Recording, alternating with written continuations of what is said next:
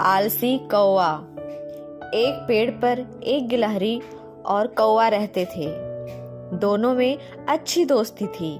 गिलहरी बहुत ही परिश्रमी थी, वहीं उसके विपरीत कौवा उतना ही आलसी था। एक दिन गिलहरी ने कौवे से कहा, कौवा भैया, क्यों ना हम खेती कर कुछ अनाज पैदा कर लें, क्योंकि बरसात आने वाली है, जिससे हमें बरसात में भूखे नहीं रहना पड़े। हमें घर में ही रहकर अनाज मिल जाएगा। कौवा बोला, ठीक है, तो कल से काम शुरू करते हैं। अगले दिन गिलहरी ने कौवे से कहा, कौवा भैया, सुबह हो गई है, चलिए खेत की जुताई कर लेते हैं। कौवा अपने घर में आराम से सो रहा था। उसका सुबह उठकर इतनी मेहनत करने का मन नहीं था। उसने गिलहरी से कहा, तू चल, मैं आता हूँ, चुपड़ी रोटी खाता हूँ, ठंडा पानी पीता हूँ, हरी डाल पर बैठा हूँ। गिलहरी अकेले ही खेत पर जाकर जुताई कर लेती है, लेकिन कौवा उसकी मदद करने भी नहीं पहुंचा। दूसरे दिन गिलहरी कौवे को बुलाने आई।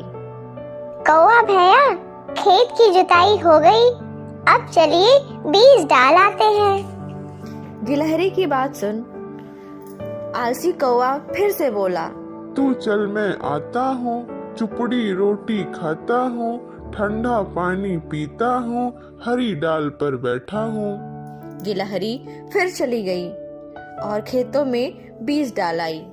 कुछ दिन बीत गए। एक दिन गिलहरी फिर से कौवे के घर गई और उसने कहा, कौवा भैया, हमारी फसल तैयार है, चलिए काट लेते हैं। यह सुनकर कौवा बहुत खुश हुआ।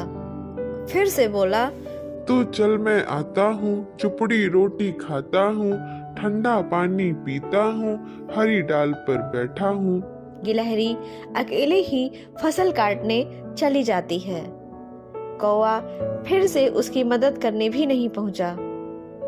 गिलहरी कौवे के पास आती है और कहती है, कौवा भैया, सारी फसल काट दी है, चलिए अपने हिस्से की फसल ले लीजिए। कौवा फिर से वही बोलता है।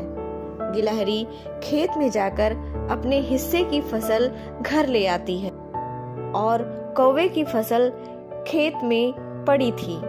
कौवा रोज सोचता, कल ले आऊंगा, कल ले आऊंगा, लेकिन आलस की वजह से वो फसल लेने नहीं जा पाता। एक रात बड़े जोर के आंधी तूफान के साथ बारिश हुई।